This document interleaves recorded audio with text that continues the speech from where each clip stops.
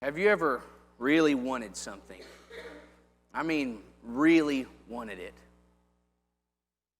We can all probably go back and think about a time when we really wanted something, or maybe even just thought we really wanted something in life. And turns out, years later, we didn't really want that as bad as we thought.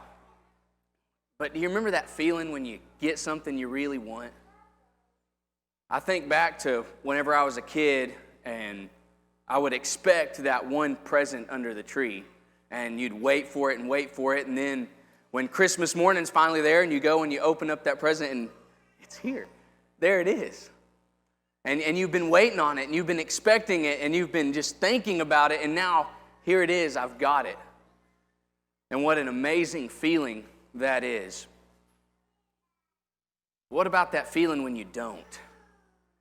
And you've been expecting the gift, and you thought you were going to get the gift, and you were sure that mom and dad got it, and you go and there's the box, and you open it up, and it's socks or whatever it is. It's not what you wanted. And what an awful feeling that is.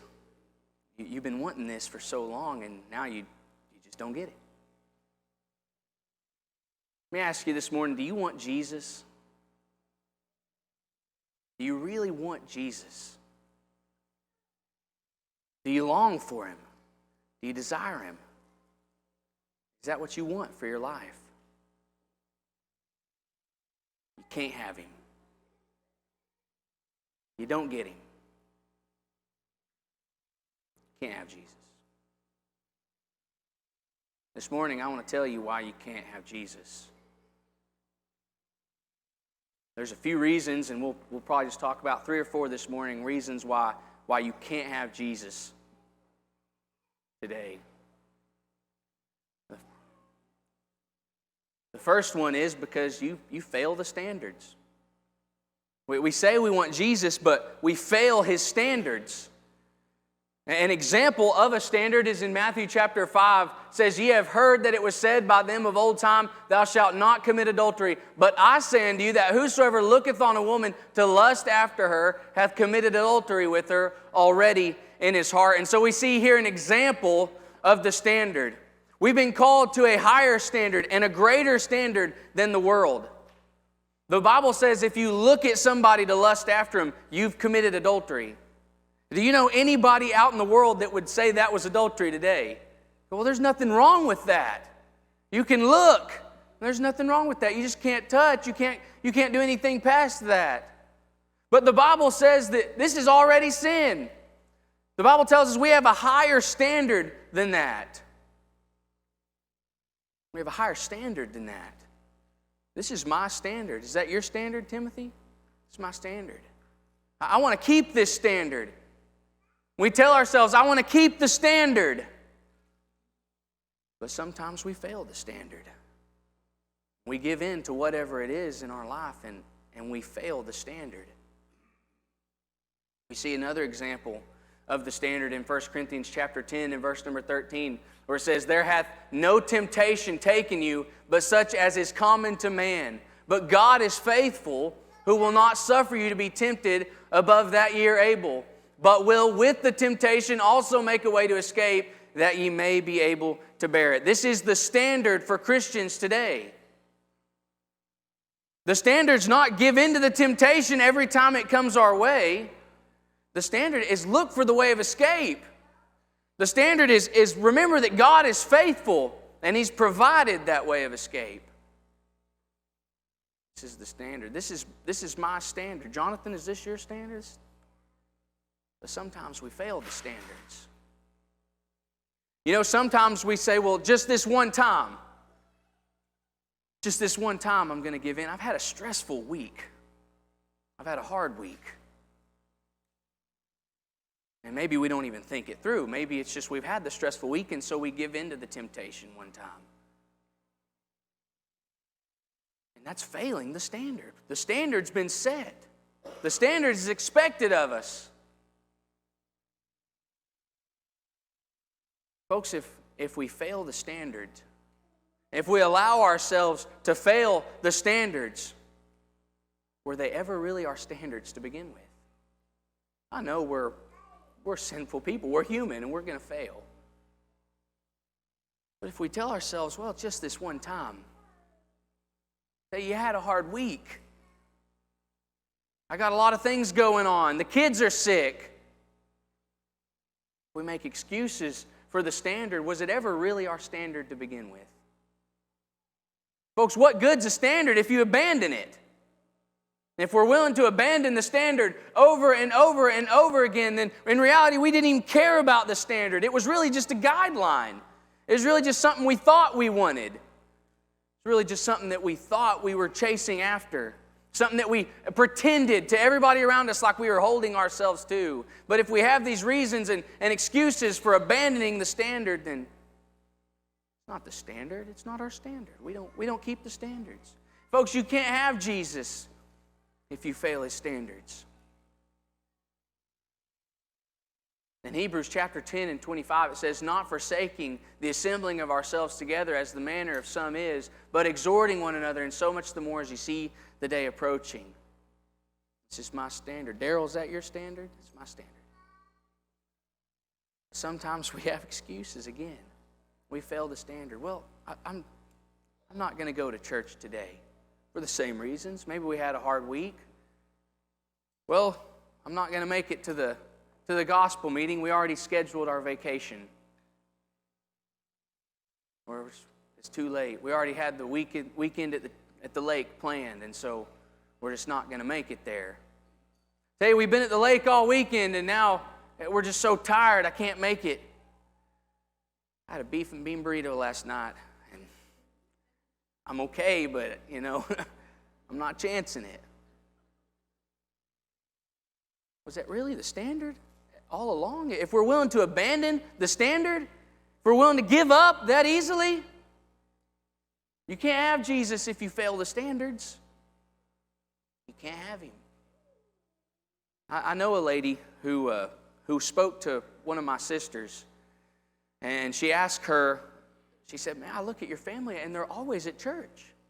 Y'all want to be there. You're excited about being there. Mind you, this lady, God bless her and her family, they come to church on Sunday mornings most of the time, more than 50% of the time, I'd say. They're there on Wednesday nights, rarely. Gospel meetings almost never. Sunday afternoons, never. And she asked my sister, how did your parents get y'all so excited about wanting to come to church and being involved in the church? And my sister, just the first thing she thought of, she said, well, my parents, they always took us to church. We didn't miss. It didn't matter if it was the gospel meeting or the Wednesday night or Sunday morning or afternoon or whatever that was. We went. And she said, well, we do that too. And you go, sometimes we tell ourselves, I've got this standard.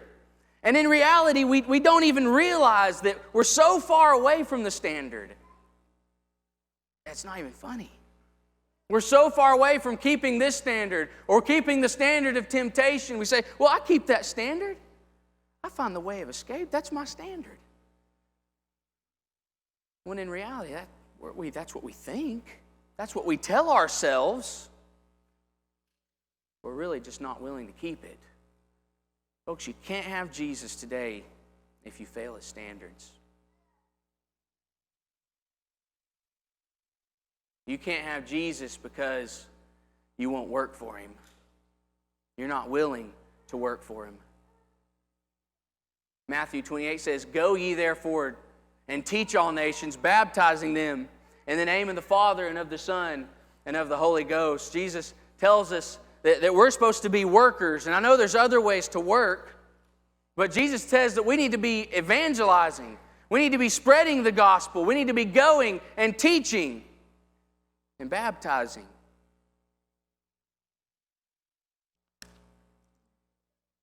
I tell myself, I want to work for Jesus. That's what I want to do. I want to be a worker. We sang the song one night. Jonathan led it. I want to be a worker for the Lord. Isn't that what we want to do? Isn't that what y'all want to do here? And I look back at times in my life where this was the furthest thing from my mind. I mean, the furthest thing from my mind. And this is Jesus telling you to do this. Go and teach. I look back and I go, how many times have I attempted to do that? Folks, have you tried to teach somebody about Christ this year yet? It's already March. Have you tried this year? But we tell ourselves we're working for Him. We want to be working for Him. Did you try to teach somebody about Christ last year at all? Have you in the last 2 years even studied with anybody that didn't know Christ? In the last 5 years, have you ever studied with someone about Christ? Have you ever even tried? Yet, we want to be a worker for the Lord. He tells us to go and teach. And we've never even tried to study with anybody. We haven't studied with somebody in 10 years. We haven't taken the gospel to anybody. Folks, you can't have Jesus if you won't work for Him. You got to be working for Him. 1 Corinthians says, I beseech you, brethren, ye know the house of Stephanas, that it was the first fruits of Achaia, and that they have addicted themselves to the ministry of the saints. Like I said, there's other ways to work for Christ rather than just evangelism. And the Bible here talks about being addicted to the ministry and desiring the ministry and wanting that. You know, Zealand's 2 months old, and a couple weeks or so after he was born, I was walking through Walmart, and there was a Nintendo Switch. And I thought, we're about to be at home for a while. This could be fun. This could be an opportunity. And so I bought it, and I took it home. And I hadn't played Mario in years, and now I've played hours worth of Mario in the last 2 months. And it's been fun. See, I can see that sometimes I have an addictive personality. And you know what happens? The Switch is fun and all. What happens, I play that for a little while, and I put it away, and the next day, I start thinking about it. This could be fun. Let's go play that for a little while. And then the next day, I think about it again, and so I go get it, and I play it for a while. And you see, I can see this addiction growing to this thing. You know what an addiction is? When we think about addiction, of course, we don't think about a positive addiction. We think about a negative addiction. We think about somebody who's been addicted to drugs or something, and we think about how they think about that, and they want it, and they search for it, and they go after it, and they make sure they're going to get what they want. They miss it when you don't get it. It's like part of you's gone. Folks, a quick test, if you've addicted yourself to the ministry, do you miss it when you don't get to do it for a while? Does it make you, are you craving it? Do you want to get back to it? Think, man, I haven't been to a Bible study in a while. We've been gone. Things have been going on. I've been sick or whatever it is. I miss it, and I wish I could go and do that. I wish I could study with somebody. I wish I could just go to church, have a fellowship night. You ever miss that? You ever think about that? You ever go, man, I got to plan some time tomorrow to do this? I've been missing that. I need some of that. That's being addicted to something.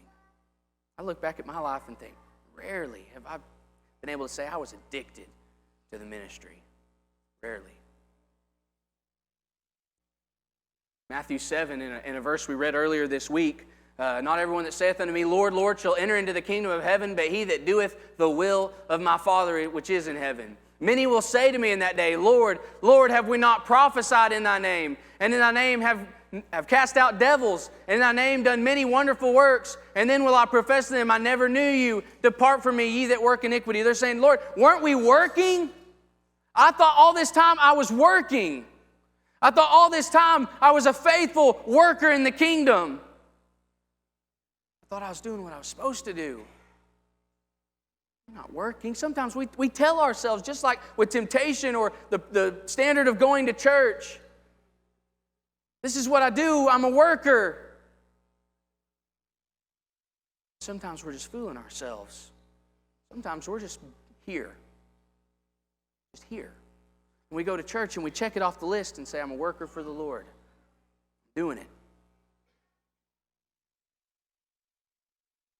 Anybody know who this is? I figure most people probably know who this is. This is Kobe Bean Bryant. Kobe was a longtime NBA player for the Lakers. And Kobe has widely been known for his work ethic and for how hard he worked and how hard he trained. This man up here, that's Jay Williams. He was an outstanding college athlete at Duke. Great National Player of the Year. And he went to the NBA, and he was getting ready for his first game against Kobe. Kobe was several years older, had been in the NBA for a while. And they were in Los Angeles, and so Jay goes to the practice facility hours and hours ahead of the game that morning. And when he gets there, Kobe's there already. And he said Kobe's already full speed, he's sweating. And so Jay Williams goes and he starts working out and doing his workout. And he works out hard and for several hours, and he gets done and he goes and he sits down and he looks up and Kobe's still working out, full speed. And he just sits there and watches Kobe work out for another 45 minutes or an hour. And then later that night, said Kobe scored about 40 points on us. And after the game, I had to know, Jay Williams says, I had to know why. Why is he doing this? Why is he working like that? And so he finds him after the game and he asks him that question. And Kobe said to him, I saw you in the practice facility and I just wanted you to know you will not work harder than me. You will not train harder than me. I don't care how long you work out or how often you go and work, I will work harder. That's addicted. That's addicted to your work. That's addicted to your craft. That's crazy. That's crazy. And Kobe's work ethic, it shows. And Kobe has accolades to show for his work and for how much he worked. He was a 5-time champion, an 18-time All-Star, 15-time All-NBA, 12-time defense, MVP, 2 times Olympic gold medalist, and a unanimous first ballot Hall of Famer. His work shows. His resume proves to us how hard he worked at playing basketball. And so the question comes to mind that this man who is addicted to his craft, what does your resume show for Christ? What does your resume show? Do we have anything to put on our resume as a worker for the Lord?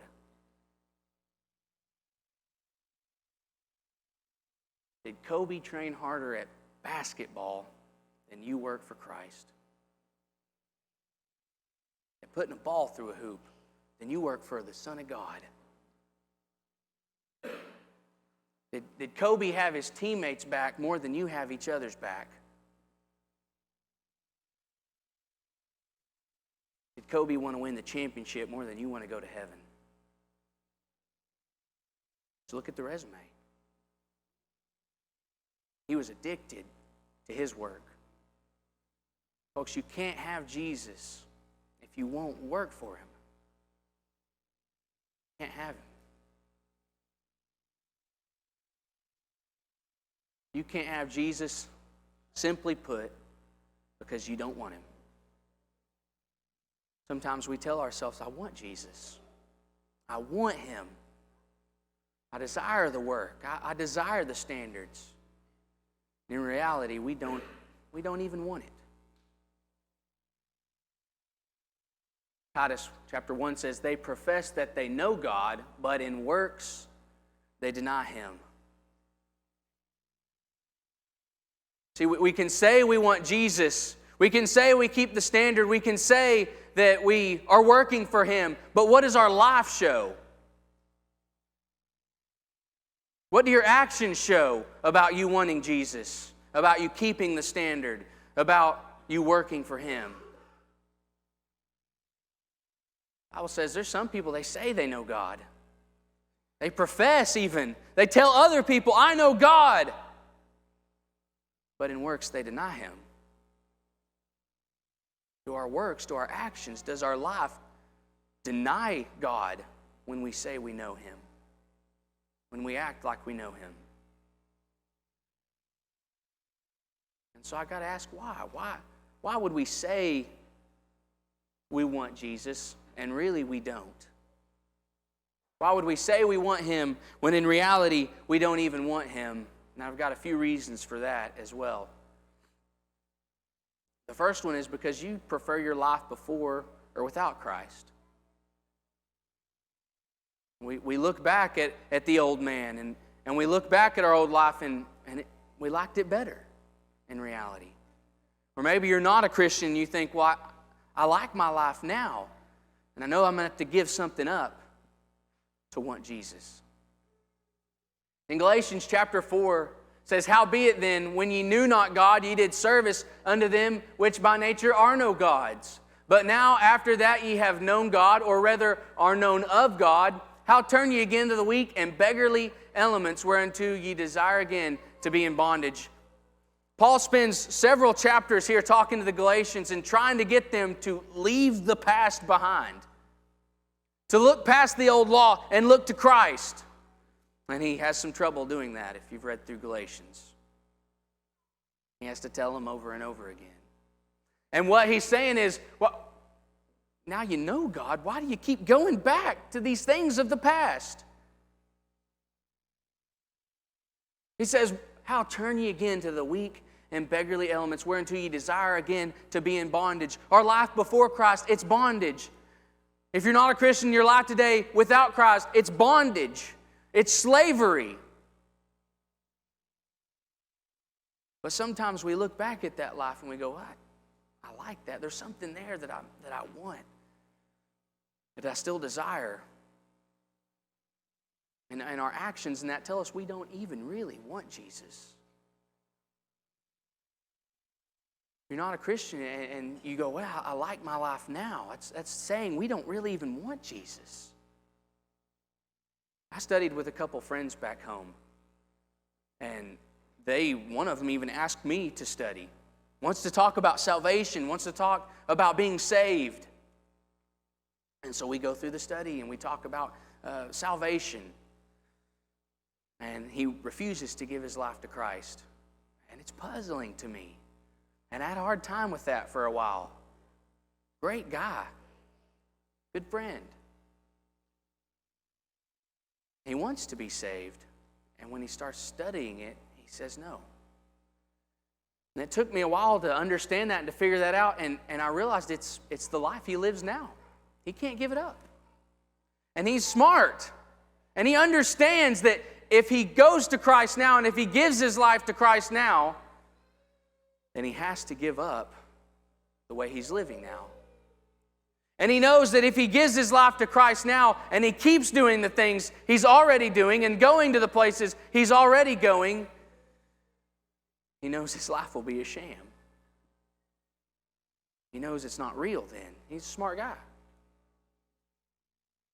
He says, I want Jesus. The actions say differently. He desires the bondage. He's comfortable there, and he likes it there. There's something that he likes there. Folks, you can't have Jesus if you don't want him. You can't have Jesus if you have other goals. In Luke chapter 12, we read about a man who has had a good crop. He's a good farmer. He says, he spake a parable unto them, saying, the ground of a certain rich man brought forth plentifully.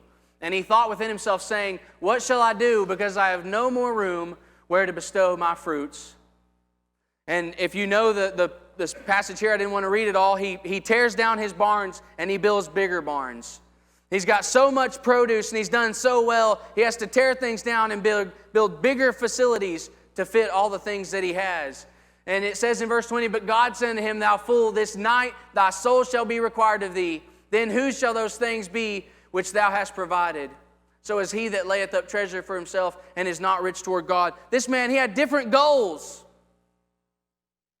He had different goals than Christ.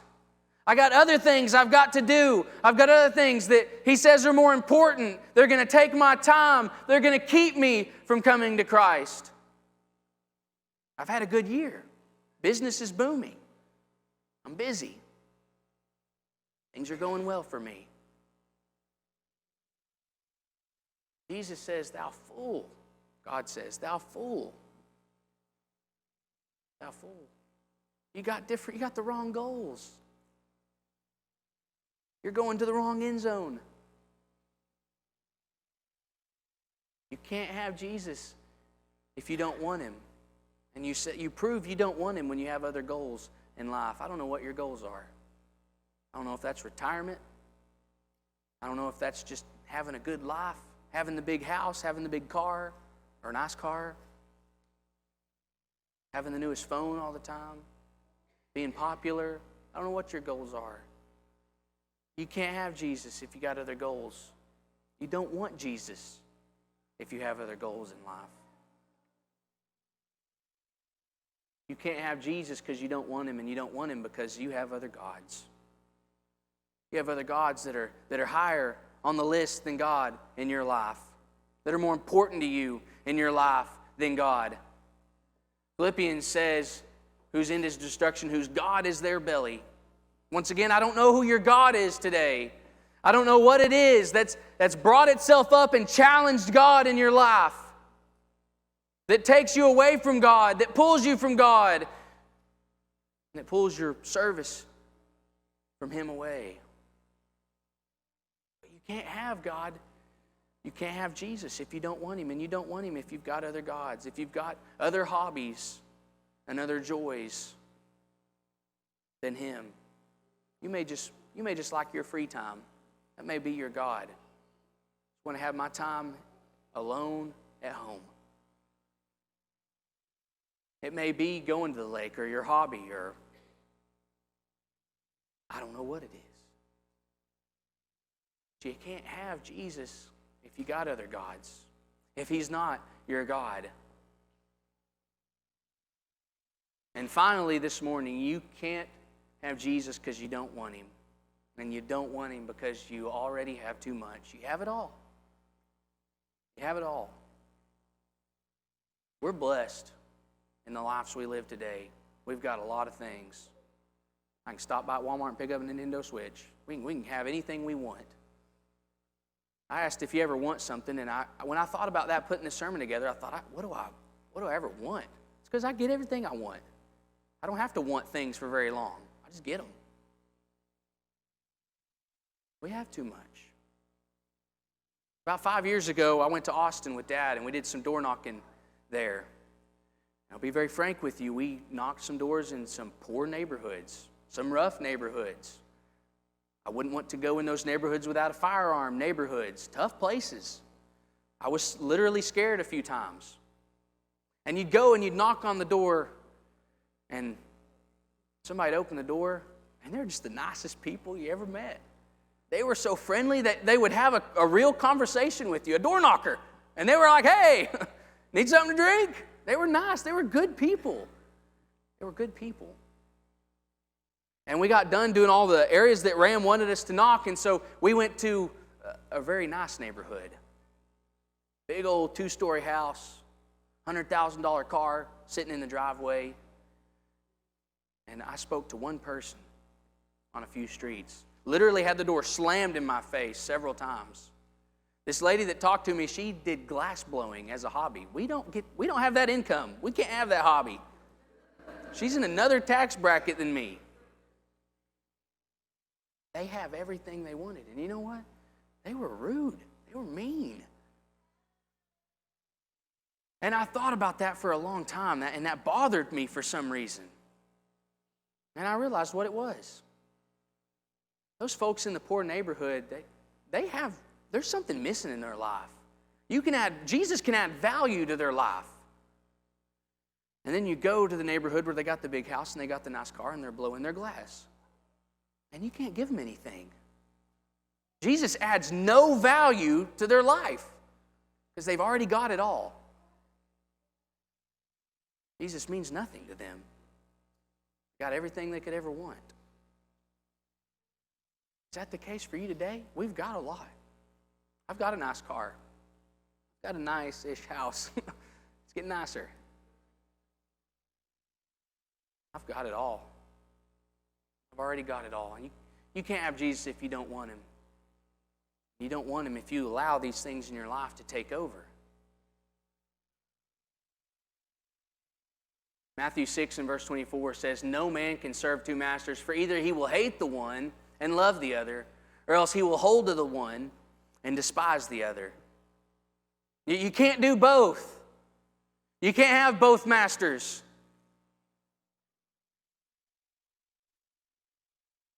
You know, I learned something from my older sister's daughter, Texie, who's just a little younger than Ivy. And I've learned something from her over the last year or so. And you'll see her playing, and she'll go and she'll find the toy, and she'll run over there and she'll pick it up. And I've got it. It's the most amazing thing in her life right now. I've got the toy. And she'll walk around with the toy. And she ain't letting go of that toy until she sees the other toy. And she goes over there and she picks it up and she drops that toy. And she forgets about the first toy. And she wanted it. She would have screamed if she didn't have it. And now I've got this toy. And sometimes she doesn't even realize, she won't drop it, but she doesn't even realize it's in her hand. And now she's got this toy, and she'll play with this toy and never realize that she's still holding on to the first toy. And there's this intellectual difference between me and this toddler, and I can see that. And I think about the intellectual difference between me and God. And he's looking at me and he's going, "Zane, you've got your toy. You've got it. You're having fun with it." And I go and I pick up another toy. I go and I pick up another toy. Live my life following this toy. We go from toy to toy, from hobby to hobby, from master to master. You can't serve two masters. You can't have two gods. You can't have Jesus if you don't want him. You don't want him if you've already got it all. There's no room for him.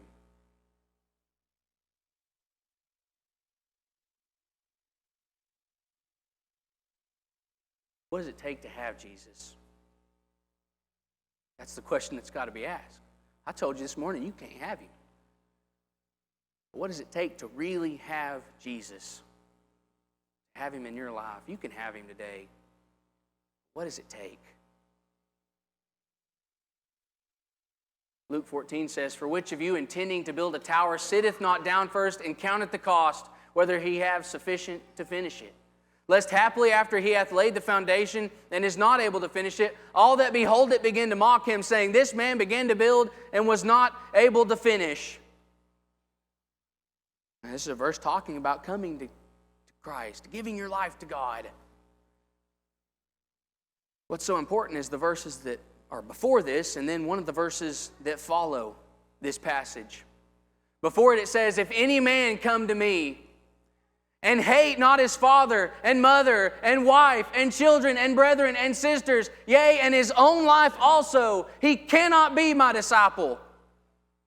He cannot. "And whosoever doth not bear his cross and come after me cannot be my disciple." This is why that's so important. Count the cost if you want to have Jesus today. Understand what it's going to take. It's going to take a forsaking of everything else in your life. So likewise, it says after that passage, "So likewise, whosoever he be of you that forsaketh not all that he hath, he cannot be my disciple." Without forsaking everything else in life. Barnes has notes on this that I thought were pretty neat.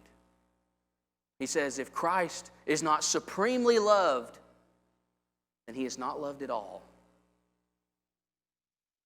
If Christ is not supremely loved in your life, then he's not loved at all. Is Christ the supreme love in your life? The supreme love. Do we forsake everything else that we have? says if we don't, we cannot be a disciple of Christ without forsaking everything else. Yea, doubtless, and I count all things but loss for the excellency of the knowledge of Christ, Jesus my Lord, for whom I have suffered the loss of all things, and do count them but dung, that I may win Christ. I do count them but dung. Rubbish, trash, filth. And we walk around and we go from master to master. And the Bible says you got to count them as trash, as rubbish. Garbage. It's okay to have those things. It's okay to have the Nintendo Switch. But Christ must be the supreme love. The love of loves. And whenever that Nintendo Switch rises up against God in my life, I must count it as garbage, as trash, as filth. In a word, it's devotion. What does it take to have Jesus? And to really have Jesus today, it's devotion. Unfailing devotion. Matthew chapter 6 says, lay not up for yourselves treasures upon earth, where moth and rust doth corrupt, and where thieves break through and steal. But lay up for yourselves treasures in heaven, where neither moth nor rust doth corrupt, and where thieves do not break through nor steal. For where your treasure is, there will your heart be also. I got to thinking about this verse. I've read through it 100 times, as you all have, and I got to really stop and think about this verse. It says, lay not up for yourselves treasures upon earth. Oftentimes, that's what we want. We want the big house. We want the nice car.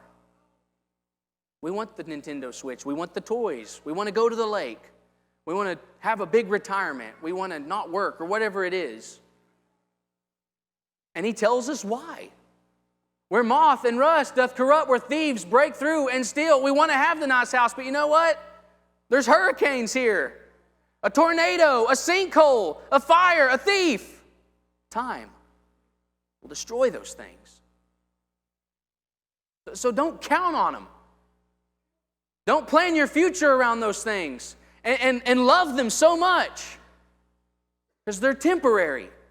He says, but lay up for yourselves treasures in heaven. I'm thinking about that. How much treasure do I have in heaven? Michael, how much treasure do you have in heaven? I don't know. That's the point. We don't know. You can't quantify it. It can't be a number. It can't be a thing. It can't be physical. And that's what he says. Where neither moth nor rust doth corrupt, where thieves do not break through nor steal.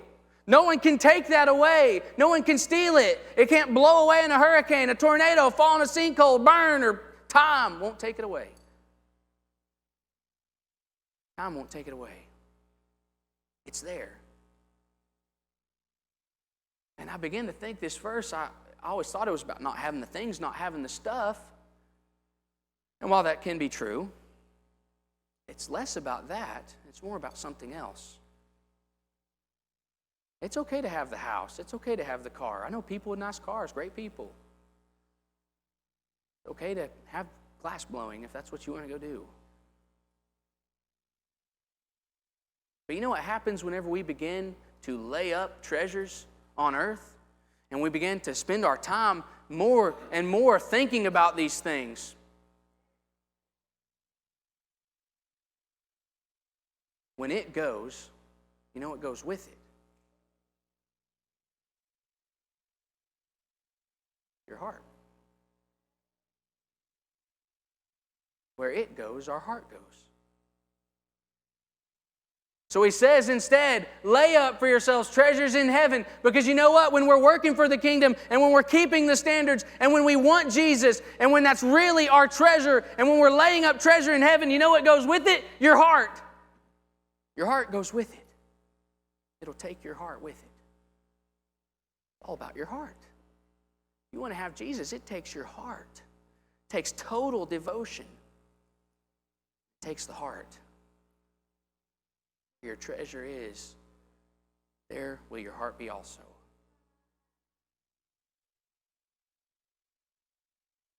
What kind of devotion do you have this morning to Christ?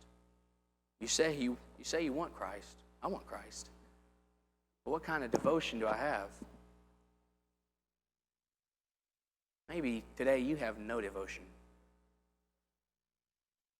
We all know people with no devotion. None. Maybe you have little devotion. We all know people with little devotion. Maybe you have some devotion. It's better than little, but it's less than serious devotion. We all know some people who have serious devotion. And then there's total devotion, complete devotion, radical devotion to God.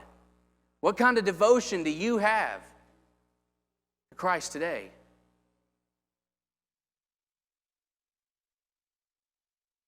In John chapter 12, we read about no devotion. It says, "Nevertheless, among the chief rulers also many believed on him, but because the Pharisees, they did not confess him, lest they should be put out of the synagogue." We say we want Christ. We say we're working for him. We say we're devoted to him. And then whenever the first opportunity arises to put on Christ or to show Christ to others or to talk about Christ, we hide.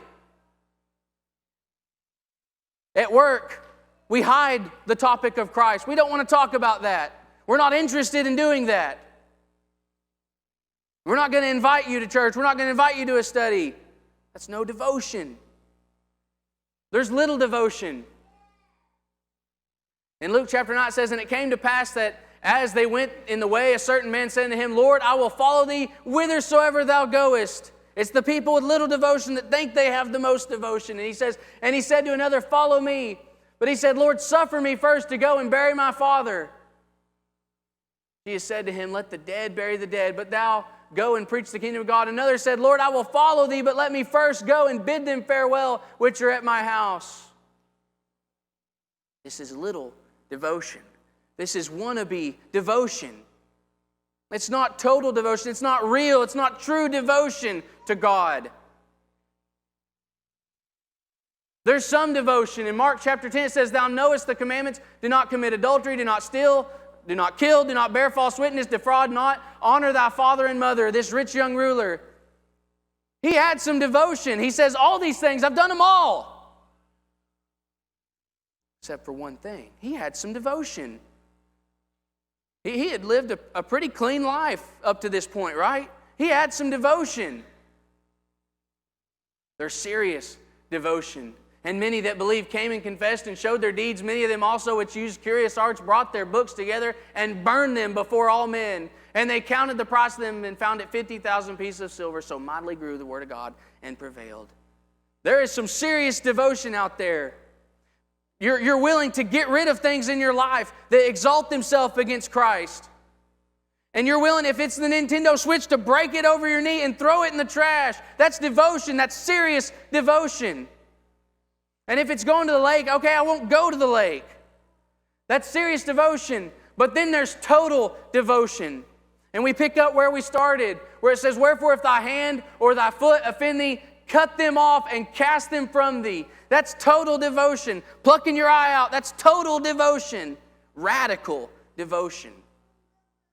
Complete and true devotion. Do you see total devotion in your life? Or do you see serious devotion? Do you see some devotion? Do you see little devotion? When I think about total devotion, I think about Stephen. He's being stoned. He's being killed. And he says, "Lord, lay not this sin to their charge." That's radical devotion. Total devotion. I think about Paul. Paul tells us what he's gone through. He tells us he's been beaten, he's been whipped, he's been in shipwrecks, he's been in many perils. That's total devotion. That's radical, complete, true devotion. that Paul shows us? Do you see total devotion in your life? I'm not saying you got to go be in a shipwreck, but if you are, hey, I can swim. That's total devotion. Total devotion. What kind of devotion do you have for God this morning? Folks, you can't have Jesus without total devotion. Unfailing devotion. Complete devotion. I don't know what kind of devotion you have this morning. If you want Jesus, if you say you want Jesus, you've got to have total devotion. You can't have little devotion. You can't have some devotion. You can't have serious devotion. It's not good enough for Christ. He says, forsake everything. Count them rubbish. Folks, if you need help from the church today, if you want to devote your life to God today, no matter what your situation is, you can do that. If you're not a Christian today, you've been living in that past life we talked about, you can give your life to Christ today.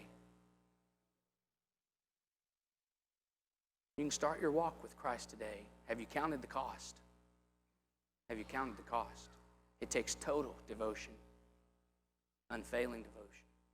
Maybe you failed the standard this morning. Maybe you've realized today you haven't been working. Folks, you can't have Jesus if you fail the standard. You can't have Jesus if you won't work for Him.